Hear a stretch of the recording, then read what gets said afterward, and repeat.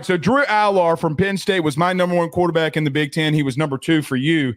Joe, when you see Drew Allar, who a lot of people thought might come out in the draft this year, leads Penn State to a Final Four finish this past year. Your thoughts going into the last year for Drew Allar? Yeah, a lot of the perspectives I have with these guys that we're talking about, a lot of it, and I know that this happens a lot on our show and a lot of the debates that we have, it's me breaking a prospect down. It's me talking about a guy and his tools and his traits and can he take that step forward. Sometimes that doesn't always apply for college quarterbacks. I digress. Drew Allar has all the goods. He's got all the goods. He has every tool that you look for in a franchise quarterback, an elite college quarterback. Big arm, big frame, deceptively mobile. Right. He can move and make plays with his legs, and I think that Penn State should try to use him more as an athlete. I need to see this year, though, with Drew Allar, and we've talked about this. I need to see him have better instincts. I need to see him make the big plays when the game is on the line. Because the Orange Bowl and the way that he collapsed at the end of that game is still stuck in my head. Getting to see that in person, that is really lodged in the back of my head when I think of Drew Allar. I think of the two sides of him. To me, there's no Dylan Raiola here where we get to talk about, hey, he was young, he made mistakes, we're banking on the upside. He's got 2 years as a starter. This is the year where he can't pull that BS. He can't pull the, hey, I'm the young guy who's getting better every week. No, man, it's do or die. You need to show the improvements. You need to show that you can eventually become a quality player and you're not just going to be Daniel Jones, the big athlete who can't make the right decisions and turns the ball over in crucial situations.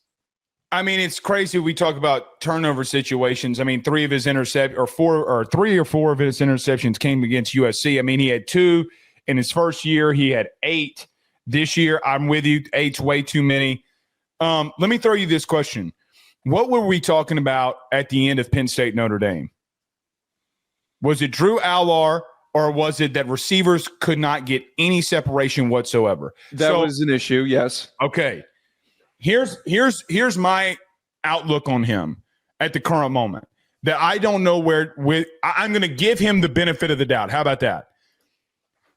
Joe, I have no idea who he's got outside of Tyler Warren. They didn't catch a pass on Notre Dame. He couldn't get it. They could not get any separation on Notre Dame. Right? I mean, Tyler Warren and the running backs caught all of his passes because he did not have the weapons on the outside.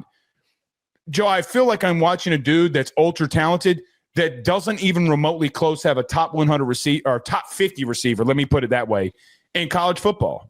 Now, this year could be. I mean, they did not have a top 50 receiver in college football. They didn't. I think that in more than in the NFL and more so in college football, I don't think that excuse carries as much weight. Okay, well, let me ask you this question.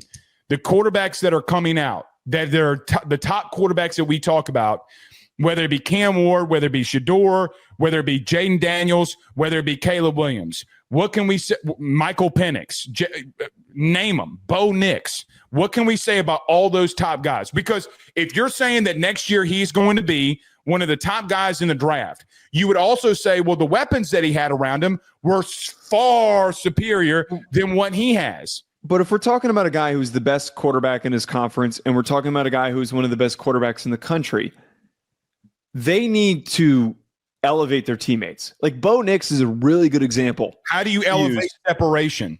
I know that you can't work around the separation issues, but you're telling me that nobody, I don't remember off the top of my head, like the exact who was open on those plays. If nobody was open, if nobody's open, you don't force the ball in that situation. You need to move out of the pocket.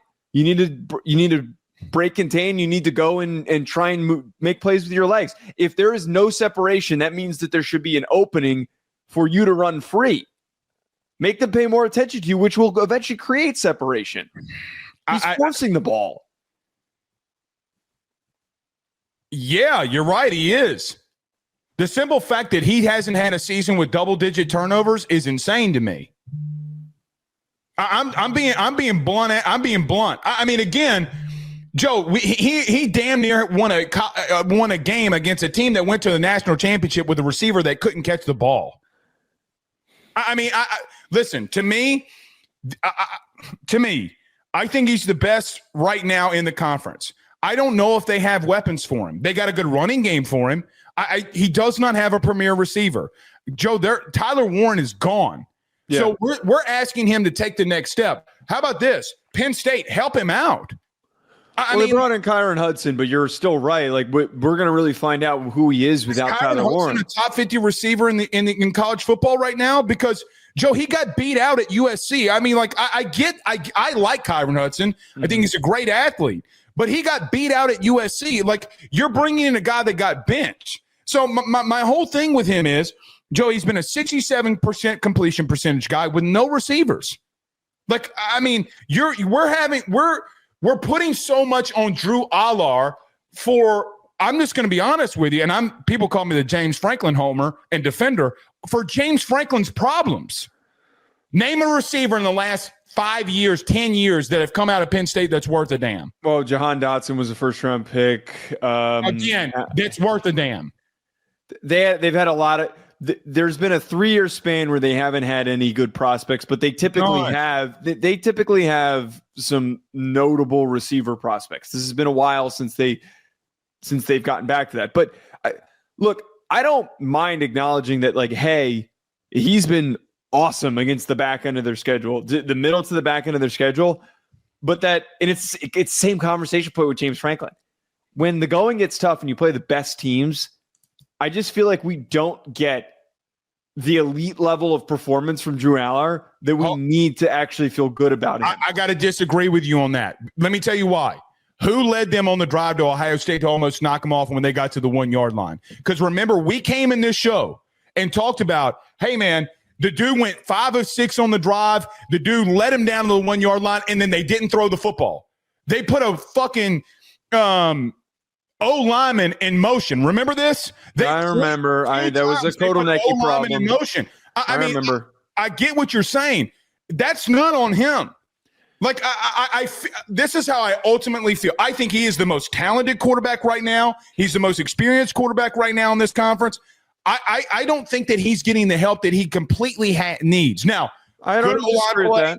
Good O-line play, good running back play, good tight end play. And, Joe, outside of that, when you're asking this team, you're asking him to do something that's unfair, and he's getting labeled at that. Like, for example, he's having to go out there against USC to win the game and come back, and he's got no separation from anybody. None. I don't disagree that he doesn't have the help necessary to take the next step in some ways. I still put a little bit of onus on him that, like, you need to help elevate your teammates. If you're a really great quarterback that needs to be on your shoulders. I just believe that he is one of those guys where the box score doesn't tell the true story. It just doesn't. Exactly. When we put on the film, we see a lot of poor decision-making. We see a lot of mistakes. I just really stand by the fact that he's probably going to finish the year as the best receiver in the conference, and he can be. Who?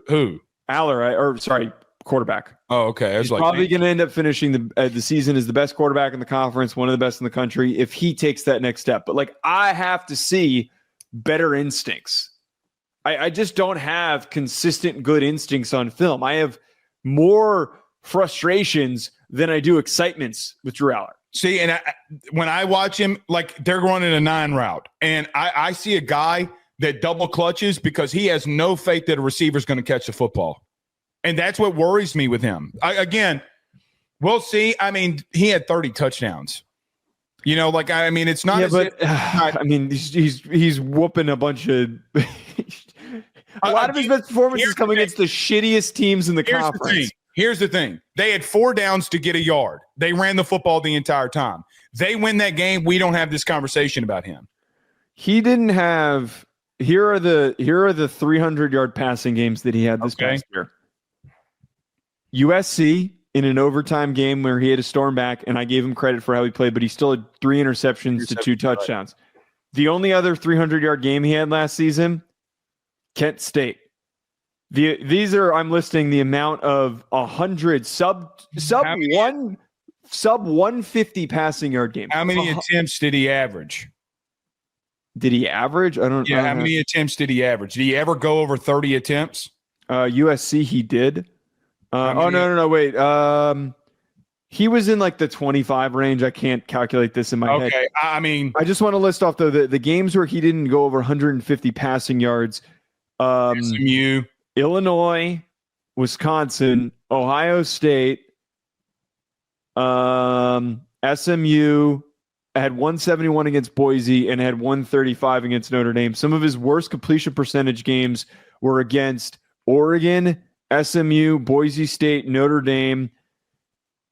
60% against Ohio State's a decent performance, but I just like we see it. We see it when he plays up against UCLA or he squares off and demolishes Purdue and goes 17 of 19. Like we see what he can be. I just need that to translate. I don't disagree with you. I think I'm going to be wrong. Oh, well, and I don't think it can translate because he has a tomato can, a ketchup packet, and a mustard seed. I can't disagree with that. I can't. And by the way, they ran for the ball. What was it? 181, 182 yards a game. I mean, yeah.